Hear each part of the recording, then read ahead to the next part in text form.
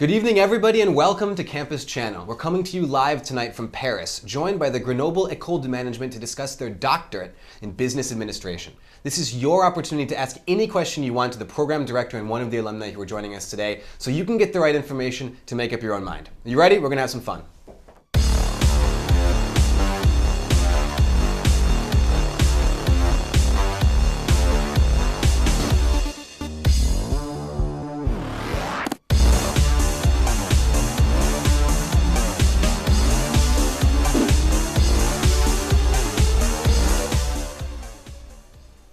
And joining us today are Mark Smith, who's the head of doctoral school at Grenoble Ecole de Management, and Alexina, who is a graduate from 2012. First of all, doctors, thank you very much for joining us. We're going to give you an opportunity to introduce the program. It's called The Speech.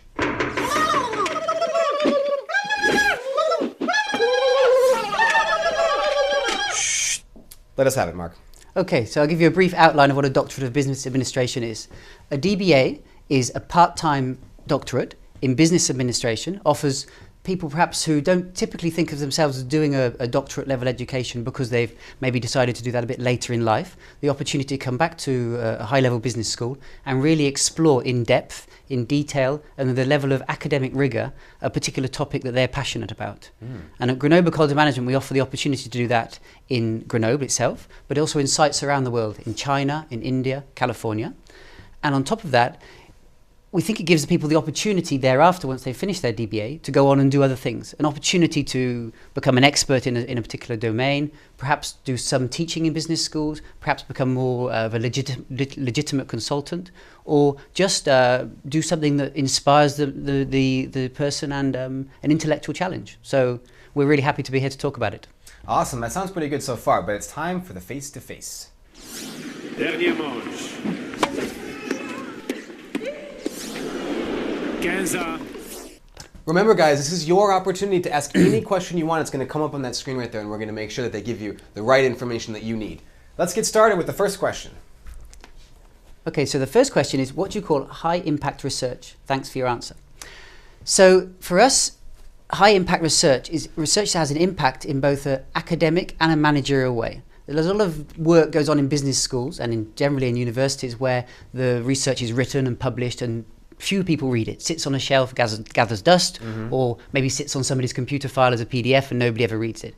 For us, having impact is through the student and the supervisors and us as a business school taking that research and really taking it to back to the people who've done the research, they've been involved in the research, the organizations, the stakeholders. So it's kind of like a promotion afterwards of the research? Maybe afterwards, maybe during. So if you imagine you're doing your DBA, you maybe do that on your company where you work now, or on your sector where you're an expert yourself, and you take that research back. You say, I've been doing this work for a number of years. I've developed an academic expert knowledge about the subject, but I'm also bringing my commercial, organizational knowledge. And with that marrying those two things together, our students, our graduates, are able to have impact. So it can be a PDF that collects dust on somebody else's computer. Well, not really. It's more of it's because the graduate themselves, or while they're a student, actually takes that work with them, their knowledge, and shares it with different people. So Alexina can probably come in at that point. Why don't you give us an example? What was the research that you did, and would you say that it had a high impact? Well, my DBA, the topic was on organizational behavior. And the way I used it indeed is that it was typically in my core business. I'm a consultant and I'm acting on transformation program indeed. And it took me 3 years to really select my topics, my subjects. Wow. I knew I wanted to study and have an impact. I knew I wanted to perform a DBA, but I didn't have the topics, the subject. And one day I realized in my job, in my day-to-day job, that people, the way they were acting, the way they were moving all around their computer, I found my topics. So typically my subject is part of my daily job. Okay, so what is that then? Well, the topics I covered was dedicated to emotion shared at workplace. Okay. The way people act together and the way they share their emotion through emails. Interesting. So like smiley faces, putting pictures, GIFs? It was before the smiley face. It was before smiley face.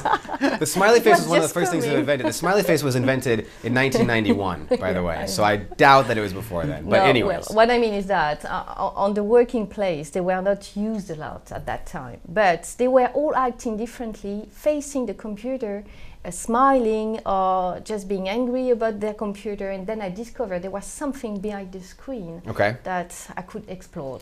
So you explored what goes on in their head. Exactly. In this interaction. And the real impact that can have on the way you're working all together in a team. So how does, so you did the research, got the DPA. Yeah. Somebody similar to Mark, who was the head of the program, validated your work. How did your research have impact among other organizations? Did you send it to people? Did you say, let's set up workshops about this? How did you make your research have an impact?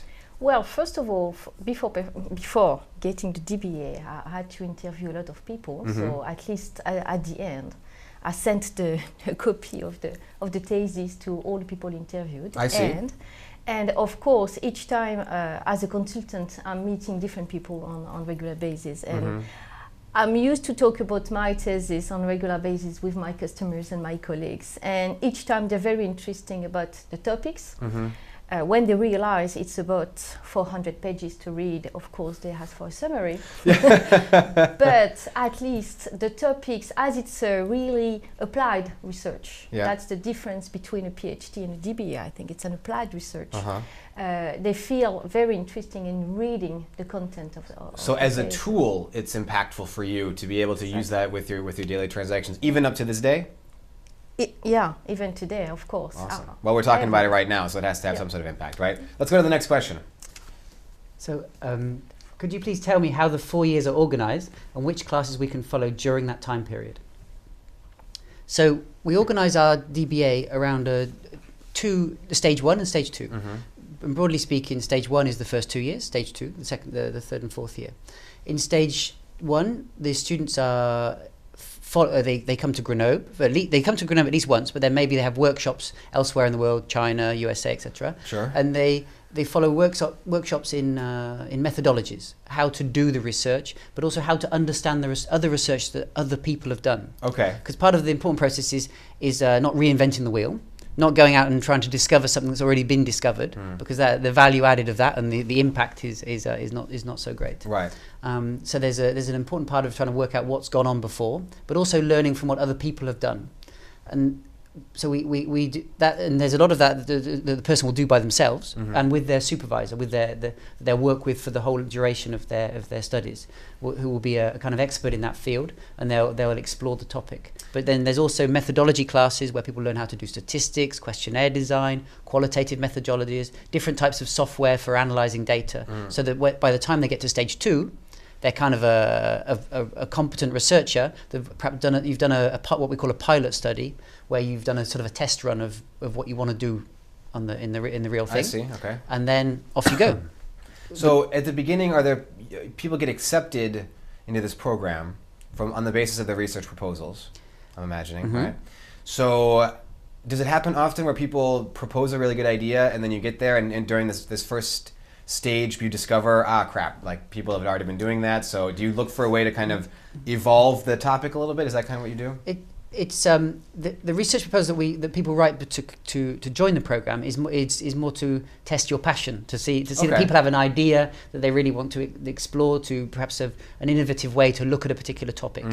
We're not looking for a fully formed research proposal, because that's what we help you.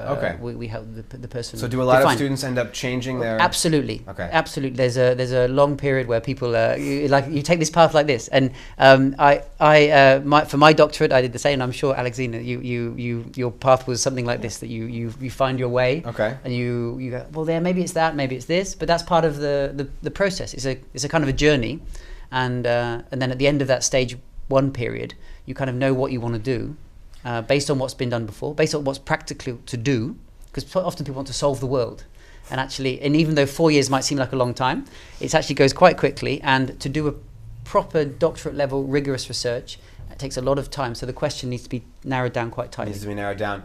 In this kind of situation where you have students that are coming to you, how do they learn to be good researchers? You mentioned that are they like modules? Are they sitting in a classroom with other with other new students? How does it might sound like a silly question, but what are they actually doing? How are they actually getting that information?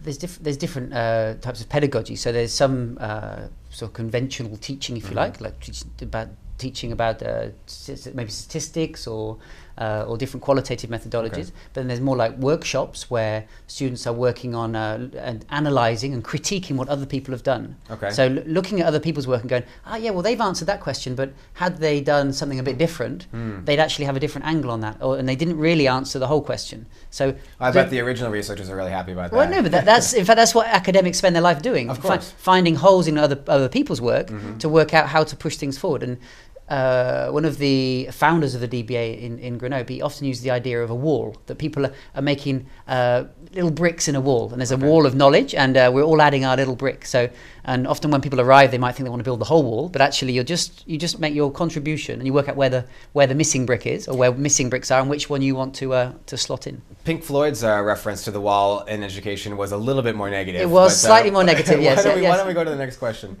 I do like his idea though. Okay, well, I'll read this one, then maybe Alexina can take the one after. So is the program exactly the same in France, Switzerland, China, India, and the USA? Are the criteria that will determine the choice of merely geographical? The quick way to answer that is say yes. Our DBA is one of just 9 that's accredited worldwide by AMBA. Okay. And part of the requirements for that is that we do exactly the same thing everywhere. Okay. So we have the same syllabus, we have the same requirements to join the program, to pass from stage 1 to stage 2, and then also to pass the final viva or the jury. So the workshops that in the different places are there really to serve different geographical areas. So that's the infrastructure. Are these workshops? You have the same workshop in China that you would in France that you would in the US. Same syllabus, often the same professor that might travel around. Okay. And sometimes students who might move around. So if you, I don't know if this happened to Alexina, but sometimes a student might miss a workshop because something happens in their life. So there we say, well, maybe you can catch up your workshop elsewhere.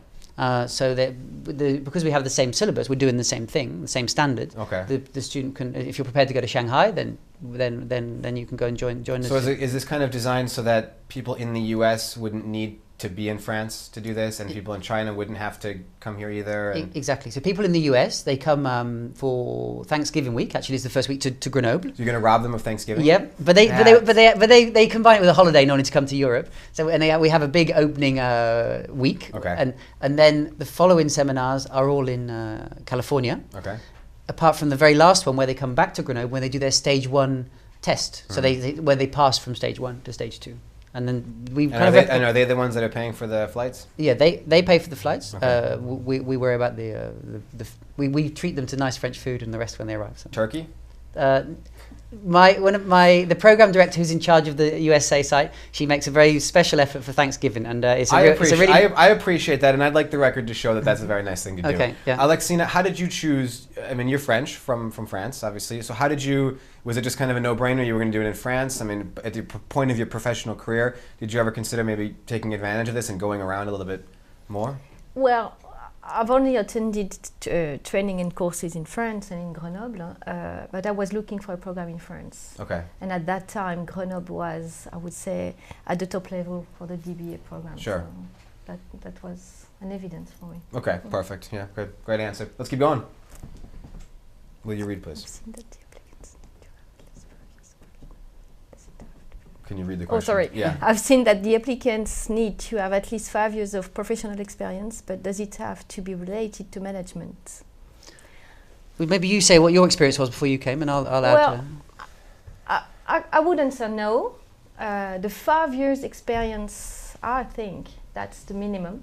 Yeah. Just because it's an applied research, you need to have a certain view of the business and the environment, the working environment, and to have the view of what's happening in the business, just to make sure that you first will be able to be concentrated for the next 4 to 5 years on the thesis plus your job. Yeah. You're doing both things on the same side. I mean, on the same time, and then having a management level. I wouldn't say it's an obligation. I mean, you don't have to be a manager for performing a DBA. I mean, anybody could be a manager of a project or of their domain, I guess, No. right? Sorry for that. No. But I mean, no. So you think that people who have master's degrees? No, are yeah, coming well, out of- I would say we normally find people do it's normally in it's some kind of managerial experience, and more broadly interpreted, like you said, so they're in charge of perhaps resources, not necessarily people, Right. Because actually managing people can be a pain. So some people try to avoid that. But the reason why it's 5 years experience after master's level is that we're looking, as Alexina says, we're looking for people that have reached a certain level within the organisation. Okay. They have a kind of a view, a perspective on how organisations work, how their sector works. They come with their own expertise, because one of the beauties of the DBA as a doctorate is that the student, the applicant, comes with their expertise of a particular sector or particular organisation, and we put that with an academic expertise, Okay. and the two work together. Whereas if you're maybe you have a younger profile and you're doing more of a traditional sort of PhD route, then you might have come straight from your master's or straight from even a bachelor and do master PhD sort of combined. And in case you don't have so much experience of the world and organisations, but there's a more of a deep training around particular theories and preparing people to be perhaps teachers or professors. Whereas here we're looking to bring the rigour of academia with the managerial organisational expertise that people have. But our students come from a variety of backgrounds. So some might be traditional management or sectors, like consultants like Alexina. Other people might be working in business schools themselves, Okay. or in not for profits, or a whole range of different sectors. It's that organisational richness that we're looking for, because that's So- what gives us our value added, I would say. It sounds to me like it would have to be an organization of a certain size. Exactly. So, for example, if my other startup, for example, we have 9 people on the team, is that going to be kind of a little bit on the small end for organizational studies? Not at all, because if you're in your startup with 9 people, you're in a sector, maybe a high tech software sector. Yeah, or something. music. Okay, music sector. So perhaps your DBA is actually about the music industry and small companies in the music industry. But Okay. because you know the 9 people you work with, Right. but you also have a network of companies that you work Absolutely. with, and so it'd be maybe interesting to look at that network of companies. So we So have. is there anybody that you wouldn't take? Any type of experience that just an example of an experience that you wouldn't take? Not so much an experience we wouldn't take. We wouldn't take some particular topics, for example. So just something that comes to mind recently, we had a very good student from China who was interested in agricultural economics, and which is, for him, was an interesting subject. He was very, very well qualified. But for us, that wasn't really a managerial topic. Okay. That a business school has an expertise in, and we would thought it was irresponsible of us to take somebody like that, because they would be better served to go and do a doctorate in more of like an economics department or I in an see. agricultural type department. So it's more the subject fit. It's more the fit for you guys and how well you can help somebody. Yeah, because if we because can understand that. it's a journey of Right. for the school, for the student, for the supervisor, and if we want to start out on a good footing. So All right, I like that. Let's keep going. my turn this time. Okay. So who are the supervisors? Are they from USA, France, and Switzerland? Our supervisors come from a good proportion are based in Grenoble, Okay. of the permanent faculty of Grenoble. But there are also other supervisors based in different parts of the world, because our partners in different parts of the world have faculty themselves that we've worked with, and they perhaps co-supervise or work on their own as supervisors. All right. To work with particular students. And we think that for us that develops a stronger relationship between us and our partners and the different geographical zones, and it also means that our students are perhaps they can meet and visit their supervisors more regularly if they're in different parts of the world. But Yeah, a lot of that obviously. goes on by teleconf as well. So Okay, and so, for example, if you're in China, the supervisors there will be a couple of Chinese supervisors? we have Chinese supervisors. We also have European supervisors. Okay. We have Chinese supervisors who live in Europe. Right. Chinese supervisors live in USA. So it's a global network, and that reflects how academics work. Really, there's the boundaries are rather fluid and rather. So when you get to this kind of level, then the geographical similarities become less important, because the size of the questions that you're tackling goes beyond a country in particular? There are some questions that may be specific to a particular geography, Right. but in an academic sense, we're dealing in concepts. So the concept might transfer between different geographical zones. But we're often looking for, or at the heart, we're looking for expertise. So if the expert who is interested in the marketing of, I don't know, whatever it might be, cameras, music, is based in Spain, then maybe that's a kind of, and we have them in our network, then maybe that's a supervisor for you. Okay, so that's how you pick it up, is more about the topic. All right, sounds good. It's time now for the expert question.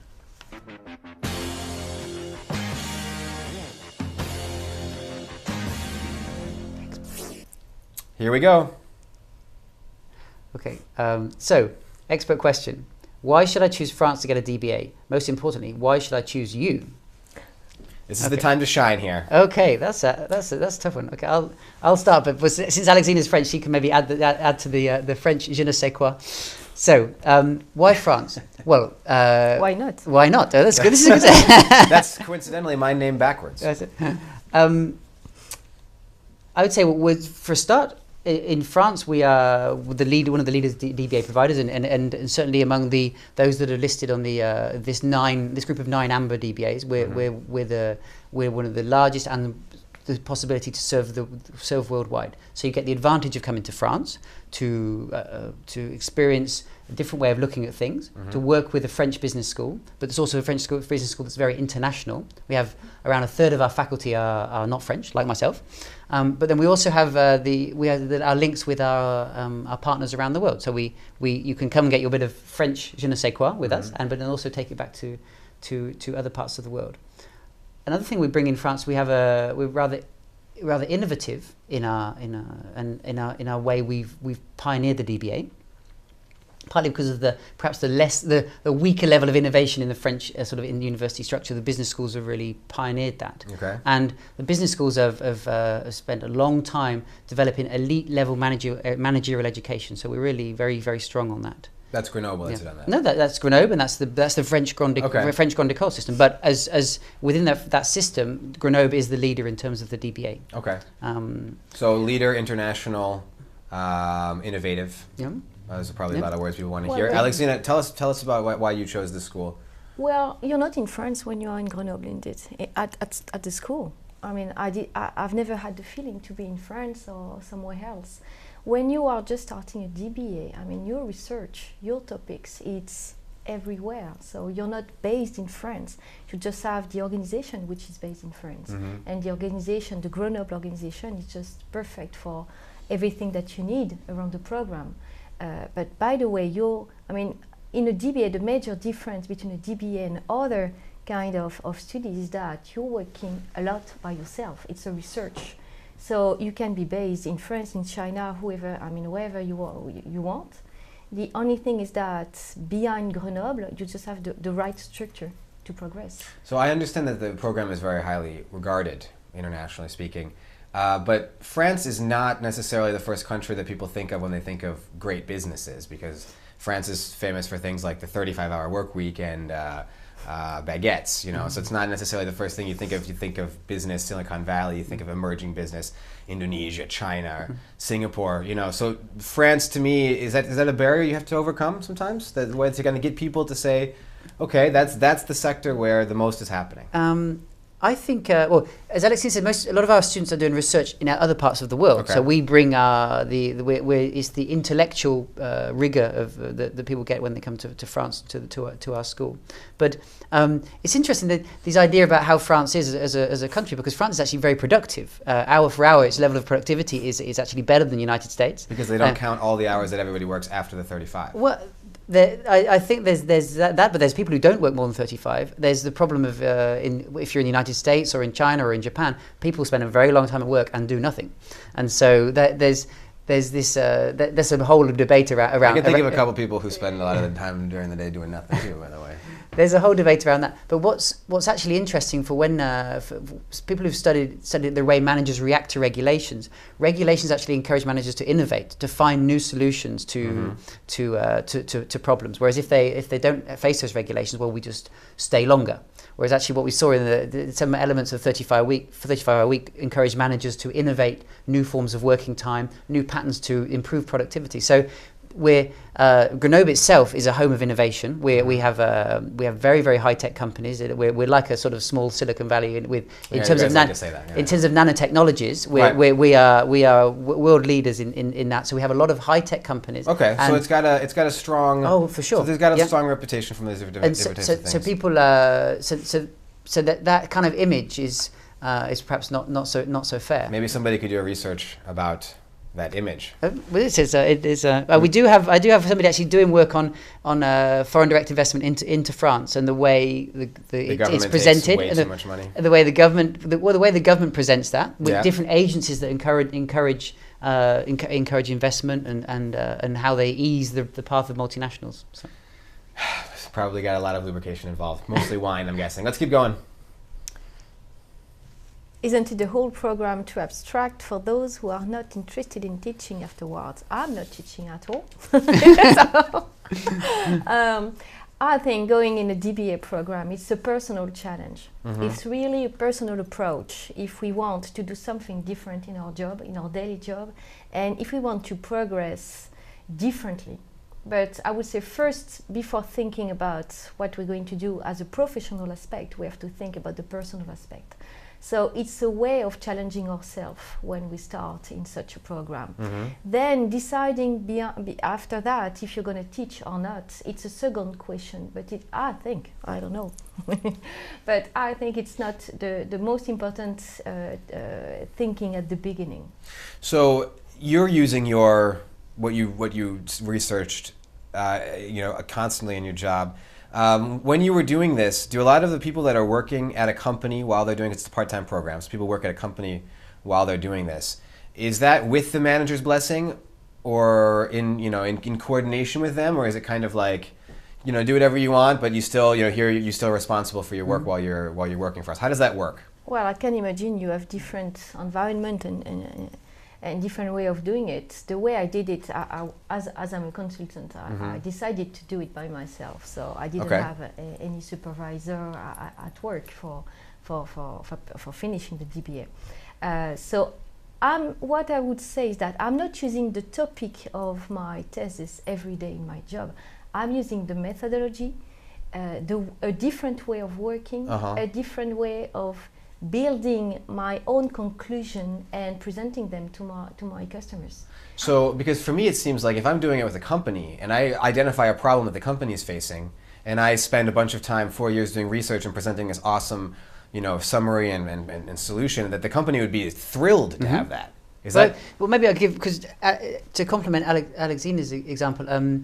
In fact, this week we had one of our students who graduated, and he works for a very large US multinational with hundreds of sites around the world, and they faced a challenge in implementing lean production in different parts of the world. And he was Americans, they're not very lean. Well, they're not necessarily very lean in many ways, but lean production is the model for manufacturing, for limiting defaults, and the way the thing that needs to be implemented. So, but they were facing challenges in different parts of the world. And his DBA is actually about the different cultural barriers that managers and employees faced in implementing lean production. Because lean production comes from Toyota, so it's based in Japanese. The Japanese did well. Yeah. So the type of challenges that they face in doing that. Now I don't actually recall whether he was financed by his company, but he certainly has a blessing of his company. He worked very closely with the chief executive of each of the sites around the world. And going back to this idea of having an impact, after this week when he's finished celebrating and having a rest from graduating, he's organising seminars with different managers around the world. He's organising feedback sessions where he can share his results with the support of his company. That's the real impact the company is having. Let's keep going. Okay, a question about supervision in the DBA program. How is the supervisor chosen? How does it work? What is Alexina's experience? So maybe I'll answer the first part of that, and then I'll let Alexina answer. So the supervisor is chosen maybe like a kind of a courtship between the student and the supervisor. So when the students first come to Grenoble, there's an opportunity to meet supervisors or to look at the particular supervisor on offer. But there's also this process of trying to narrow down what you're really interested in. So we try not to marry people together too quickly. So the supervisors play a little hard to get. Well, not maybe hard to get, but it's also working out exactly what the topic is, because some people might start being interested in maybe, for example, in lean production. So Okay.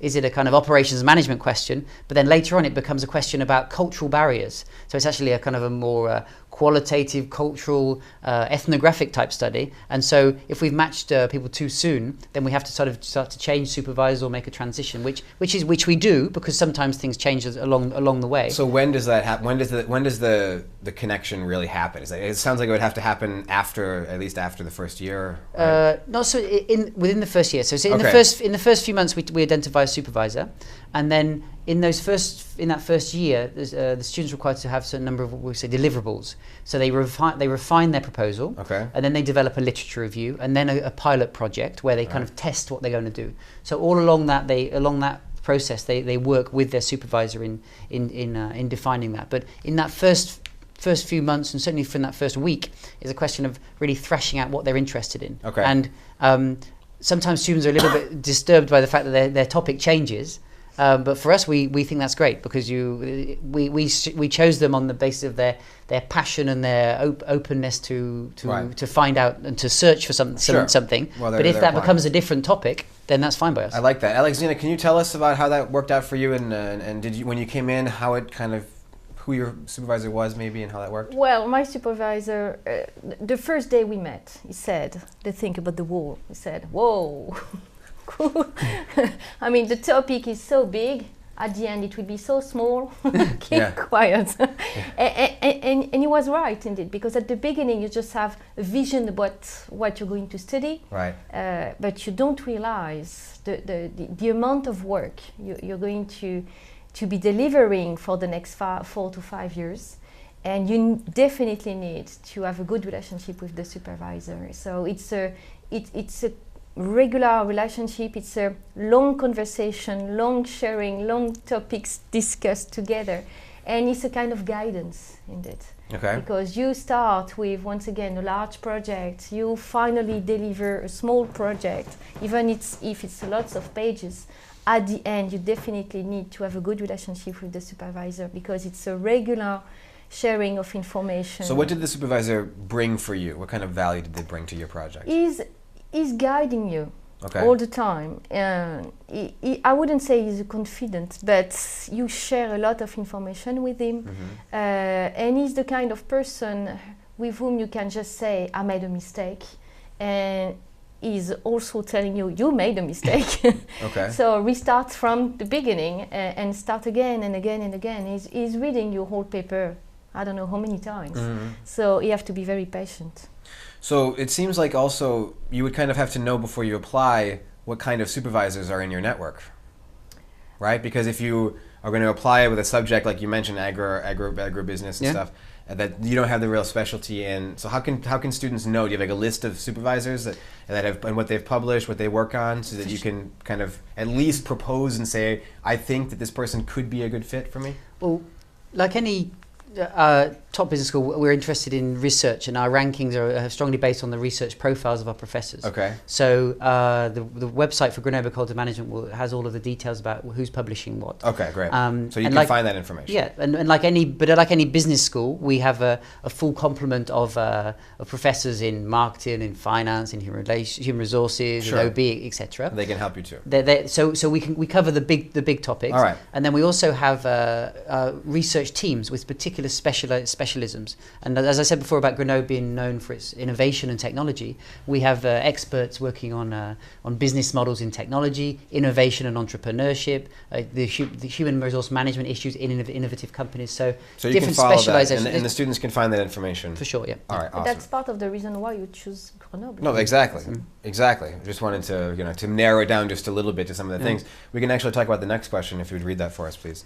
Okay, so for you. could you give me a few examples of the research techniques you're going to teach us during the first year of the program? So, the first year of the program. I think what would you undertake? You would certainly be involved in looking at qualitative methodologies. So how to interview people, how to observe people, how to collect qualitative data, how to critically analyze documentation. So for example, if you work in a company and you want to do more of a case study type project, you might be interested in interviewing managers, but that data will be collaborated or collected with or triangulated with information from documentation, from websites, from company policies. So how do you critically review that type of stuff and get cut through the blah blah that we all know exists in some of this company materials to actually what really is there? Sure. And what's really the real views, the real values rather than the espoused values of a company, for example. So the year one is qualitative, and what about quantitative? No, later on in year one as well, you also do quantitative as well. So we try to sort of do those things in parallel and equip students for both, because people, just like with research questions, people come and say, I want to do this study and I'm going to do a survey.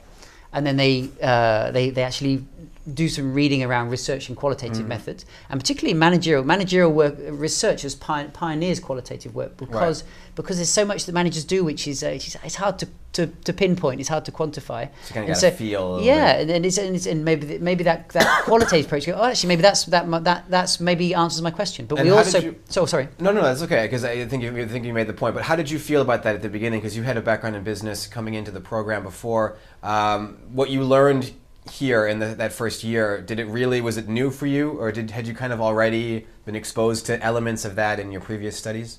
Well, you know what you're looking for when you start a DBA. So you're gonna learn new methodology, new approach. So the first year is really the way you're gonna work for the next 4 years. So it's good for the DBA, but it's also good for your job since the first day when you start, because having performed an MBA before, you're not in the same world in a DBA program. Okay. It's not the same approach, and it's not the same way of building yourself. Okay. It's not the same experience. I like that. Let's keep going. Question for you, Alexina. I would like to know if you get to work on group assignments on concrete projects during the MBA apart from the final thesis. Well, I've been working all the time. I've been continuing my job all the time. Does the school have group assignments? Like, are you working with other students in the program? Or because you said at the beginning, you're kind of alone. You're doing the research. That's what you're getting into that. But are there group assignments and workshops when you're all together? Do you do stuff together? The workshops, people come together, and so if there's a workshop around, for example, going back to qualitative data analysis, maybe people will look together at transcripts from interviews that have already been collected from managers. So they'll work like a workshop together on how we'd analyse them, how we interpret what different managers have said. But as Alexina says, the actual process of doing research is rather individual, or the supervisor and the student.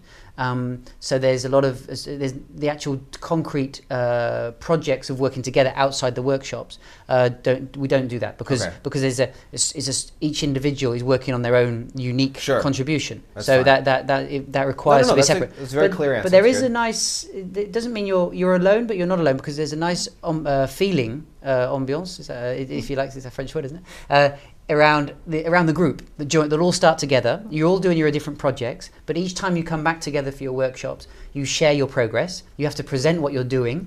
You have to expose yourself to your colleagues or your peers who will ask you questions. Why are you doing that? So there's a kind of camaraderie, and also, but the students learn to be critiques of other people's research, but also in a formative, supportive way. So they help the group along. Sure, absolutely.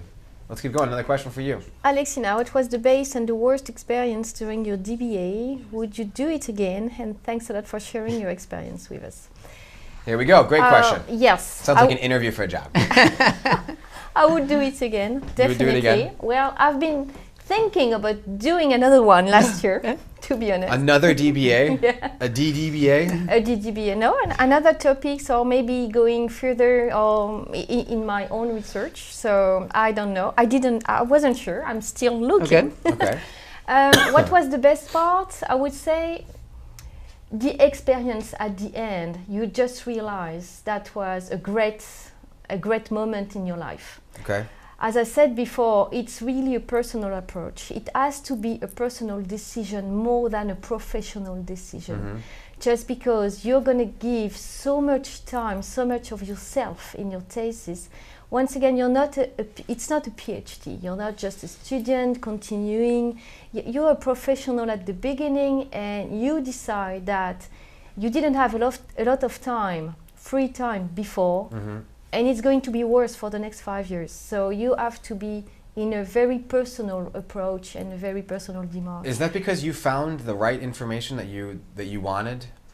Because I can imagine you could start researching a topic and you could, the results of your research could be very negative, or it could be something that troubles you. And so in the end, you have a feeling of accomplishment, but also a feeling of like dread or something that you said, oh my gosh. Well, you are in trouble all the time. Okay. Because you're just starting a long program, but even if you've been studying before, you cannot imagine at the beginning how interesting it's going to be. Okay. You're changing your approach of studying, you're changing the methodology, you're changing the relationship with the professor and with the supervisor and the school, and also on the same time you're just experiencing that it's applicable. What you're learning, it's directly applicable because you're just continuing working every day. All right, cool. So you're just translating what you learn with what you do every day. And on the same time, you're learning on the topics and you're researching on the topics that you have to love. And so what was the worst part of the experience? The worst part, I would say, when your supervisor is just telling you, good, it's interesting, but you have to do it again from the beginning. Okay. Yeah, we can all understand how that would feel. It's time now for the tricky question. Très inquiétante et troublante énigme que cette question. The tricky question. Give us a gem of wisdom. A gem of wisdom. First of all, the person who writes these questions should absolutely get a Pulitzer Prize because that's hilarious. Gem obviously being the Grenoble Ecole du Management. Exactly, yeah. So give us a gem of wisdom. Tell us something cool. Okay, I think something cool is when you leave with your DBA, you will have a little gem that you will keep for the rest of your life. You cannot, nobody can take that away. One of our graduates described it like running a marathon. You run a marathon, once you finish, nobody can take away the fact that you have achieved running a marathon. Okay. Once you've got your doctorate, you've gone through that journey, that process, the trials, tribulations, the joy, the pain, nobody can take that away from you. And you are a different person. You're a different person internally. You're a different person the way you look at the world. You're critical. You have a new rigor of the way you look at the world. But also, you're a different person the way people treat you. You are now because you're a doctor, but because you've demonstrated you're an expert in a particular topic or a particular area. You have a newfound legitimacy, and that is a gem that nobody can take away from you. So you say though that nobody can take it away from you until the next generation of academics pick all the holes open and prove that you were totally wrong.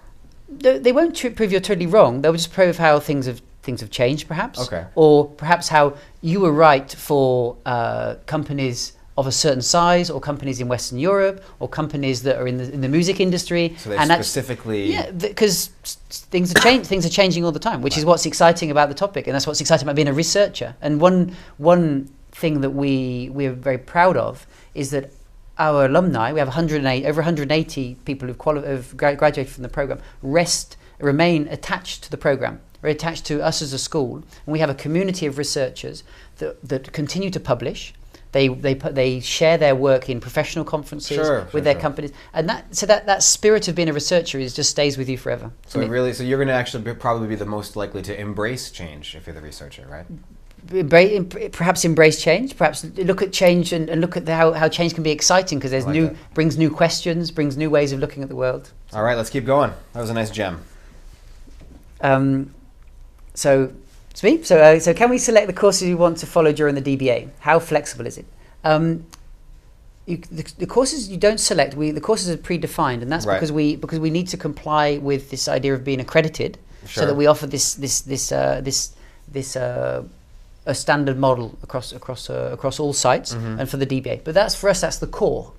So there's a core level of research training. And then thereafter, you add more to that for additional training. For example? For example, we've in the last 2 years, we've launched what we call advanced research seminars, which at the moment we host in Grenoble or in our campus in Paris. But in the future years, we're going to launch them in California and Shanghai, where you come and you do advanced level training in perhaps a particular software for analyzing a certain type of data or a particular kind of quantitative modeling that perhaps wouldn't have interested Alexina, might not interest some other students, but because our program's big enough, we're able to bring together enough researchers, and sometimes researchers from outside who just want to take an expert course provided by somebody from the Grenoble faculty in that particular topic. So there's options thereafter to take a more tailor-made training for your particular trajectory through the DBA. But the base, we think it's very important that we give everybody the base. I agree. Because even if you're a quantitative researcher, it's important for us that you understand how qualitative research works. Sure. And what are the benefits of that. Yeah, we've covered that. Where in California?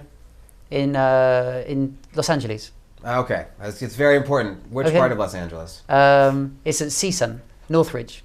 Okay. That's okay. Is that okay? Yeah, that's fine. Okay. I'm just saying, when you say LA, I mean, it could either be heaven or hell. So you got to just be very clear where you are. So let's go to the next question, please. Do we have to be really fluent in English to get into the MBA? Well, I'm French, as you can imagine with my accent. I'm not sure I'm totally fluent in English. So my answer is, it's better if you're fluent, but not totally bilingual. Okay, so you have to have a pretty good level to be able to do it. Is all the teaching in English?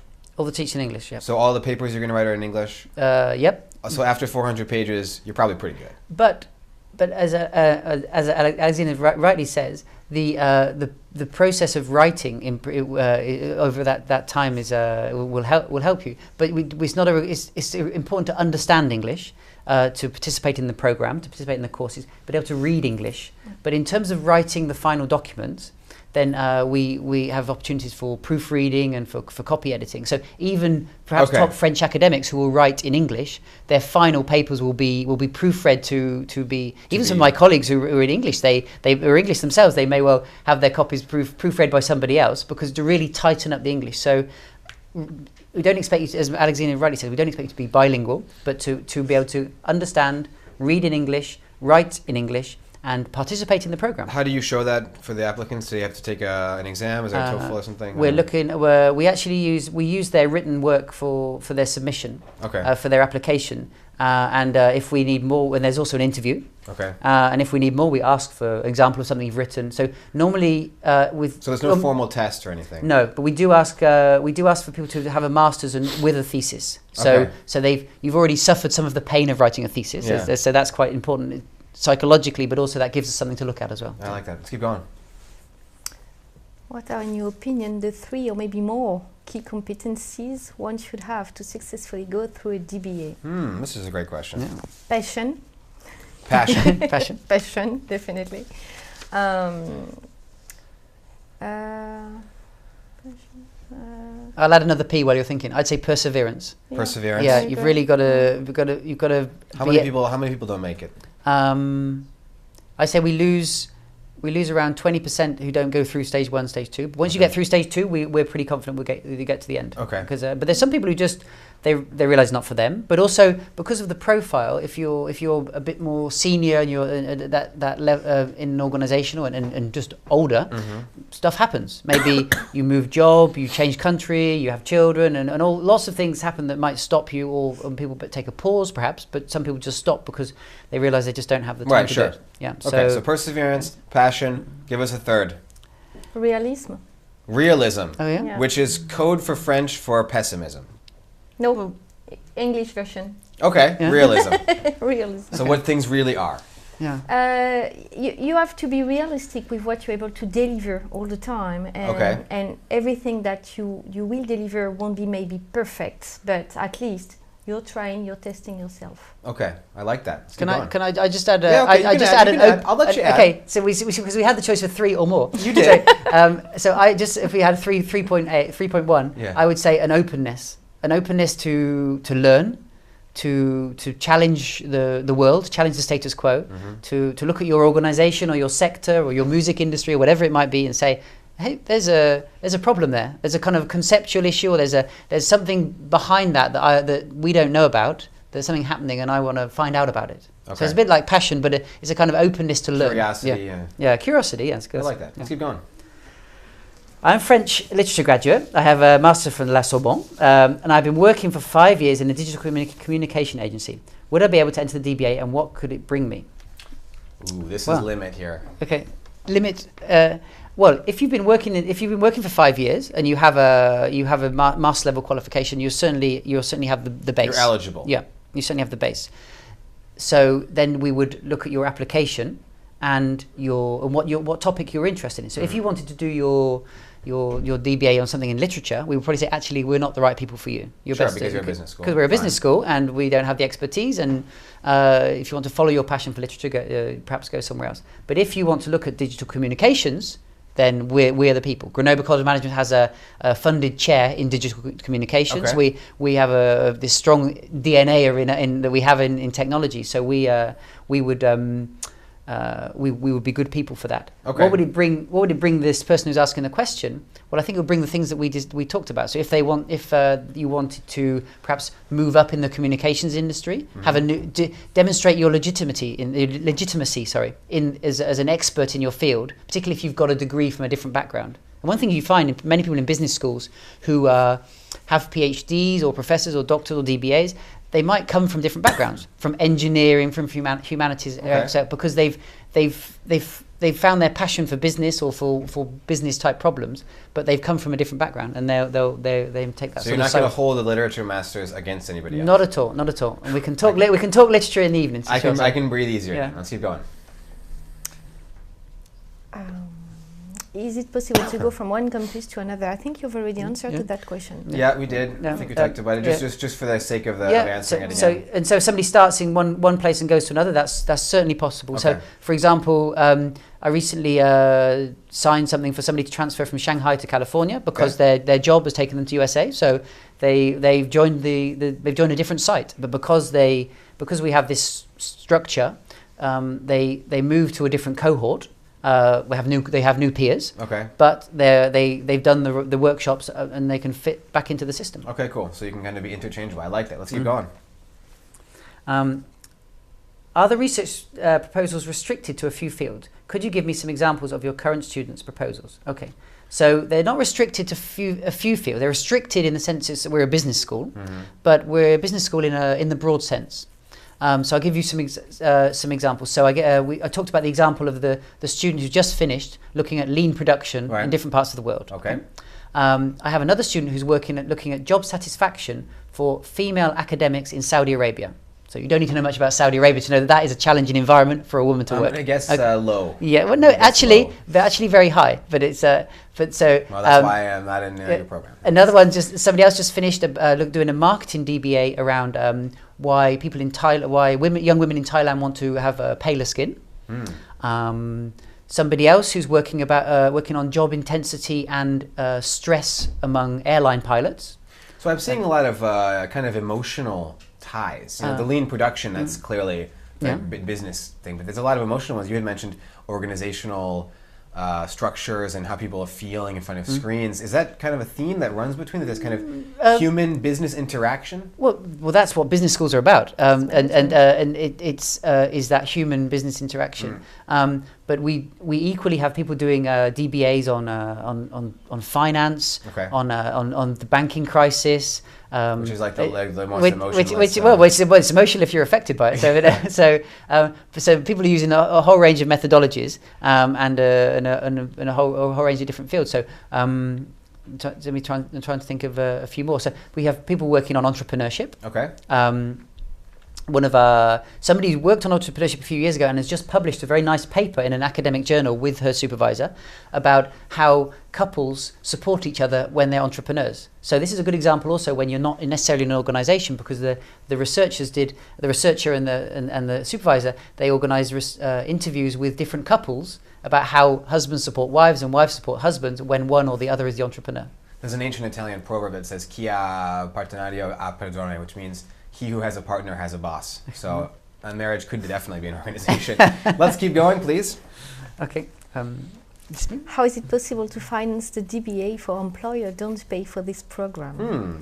Blackmail. Are there other sponsors? And if so, which proportion of the total cost over 4 years is covered on average? Sorry, I don't have my Okay. It's for you. It's for me. It's for Yeah, me. anyone Okay. answer Okay. the That does sound for question? me. Okay. So I would say quite a lot of our students are self-financing. But there are others who are funded by different scholarships and grant systems for from particularly from the United States, for example, and we're accredited for validating those type of agreements.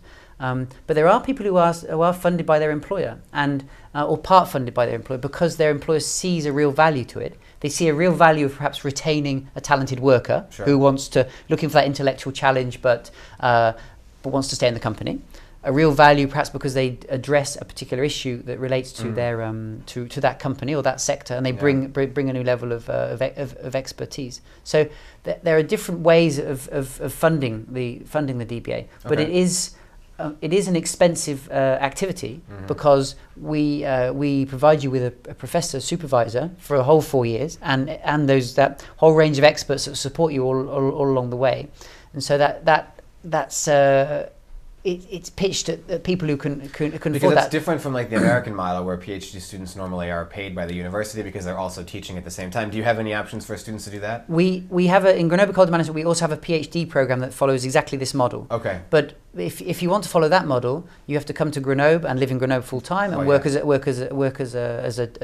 teacher assistant. Could you do the DBA that way? We have had some people do DBA like that. Okay. But then if you want to do DBA like that, why don't you do PhD? So I don't know what the difference is. Yeah, Really, well, the PhD is more pitched more younger profile, and people who want to become teachers, become a teacher or professor. So having that training to be a teacher is actually a plus for them. But if you want to say navigate that boundary between business and business schools and do some teaching but also remaining in business, then perhaps that part we think that part-time model suits people. But some people also perhaps if they're an expert, if they're a consultant or they were previously in a company, they do some consultancy part-time to also fund themselves as doing their DBA. So well, I'm sure you guys find ways to figure it out in the consulting. You guys are pretty smart. Let's keep going. We have time for a couple more questions.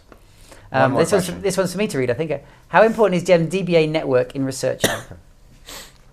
So, well, let me start, and then maybe Alexina can explain how network worked for her. I said we have this network, what we call the doctoral knowledge community, and it's our network of existing students, graduated students, supervisors, and partners around the world. We have around 700 researchers who we have an online community. We have newsletters. We celebrate and encourage people to publish.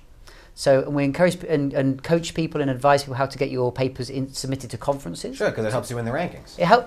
Doesn't help us in the rankings because only publications with our professors help us with the rankings, but it helps our reputation, and we think it's a part of our service to the students. And more importantly, in each individual student, they leave with their diploma. They leave with the gem that we talked about you can't take away, the legitimacy that Alexina talked about. Yep. But you also leave with your participation in different conferences, different publications, so opportunities to publish as well. So you leave with a CV. And perhaps you've written a book chapter about your particular topic, which is 25 pages instead of 400 pages, and that's the sort of thing you can give to other people. Right. You can give the book to your mum for Christmas as well. So, I'm sure she'll be more than she'll happy. I assure you, she'll be very proud. So awesome, you guys. I want to say thank you incredibly for this experience. It's been very eye-opening and stimulating for me, at least. Would you like to say anything at the end? Any point that we missed as a form of conclusion? I just think I just go back to this point of it being a life-changing experience. Once you've finished your DBA, that intellectual challenge, that journey you've made will change you as a person and open up a whole range of new opportunities that you wouldn't have imagined. Opportunities perhaps in your current organisation, opportunities to transfer to different organisations, opportunities to perhaps teach part-time in a different business school. There's just opportunities to work in not-for-profits as an expert, as a consultant. It's limitless. You have a new badge, a new legitimacy that will a ticket to follow your dreams. Your little gem. Yeah. Mark, Alexina, thank you so much for joining us, and thank you guys for watching and sticking with us here until the very end. If you have any other questions about their program, don't hesitate to get in touch with them. They'd be more than happy to hear from you. Thanks for watching. We'll see you next time.